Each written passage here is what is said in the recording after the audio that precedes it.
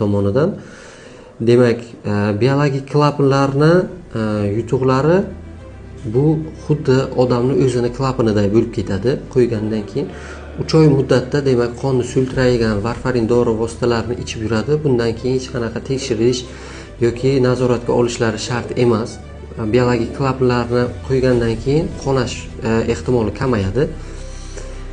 Faqatgina minus tomonlarida bu biologik klapanlar qaysi hayvon perikardidan olinganiga qarab va qaysi davlatda chiqarilganidan qarab bu narxlari o'shalarga qarab bo'linadi. Demak, hozirgi kunda O'zbekistonda bo'lgan klapanlarni demak 2000 AQSh dollaridan toki mana bunaqa Amerikan Percival degan klapanlari demak yoki Tavi apparatida qo'yiladigan klapanlarimiz bor. Demak, hozirgi kunda 12000 AQSh dollarigacha chiqadigan klapanlarimiz bor.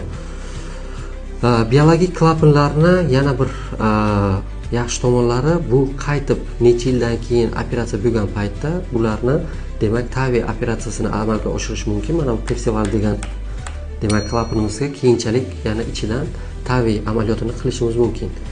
Tavi degani hozirgi kunda bu demak klapanning ichiga yana bitta klapan qo'yiladi. Hech qanaqa kesmalarsiz, hech qanaqa operatsiyalarsiz, amaliyotlarsiz, faqatgina qo'l yoki oyoq yordamida kichkina demak arteriyalardan kichkina kateterlar bilan kirib shu demak amaliyotlarni hozirgi kunda qilish mumkin. Biologik klapanlarga yoki mexanik klapanlarga muhtojlik bo'lsa bemorlarimizda bemalol konsultatsiyalarimizga yozilishlari mumkin. Hozirgi kunda Buxoro davlat tibbiyot instituti klinikasi kardioxirurgiya bo'limida mana shu ko'rsatib o'tilgan, aytib o'tilgan barcha klapanlar qo'yiladi. Savollaringiz bo'lsa agar bemalol murojaat qilishingiz mumkin.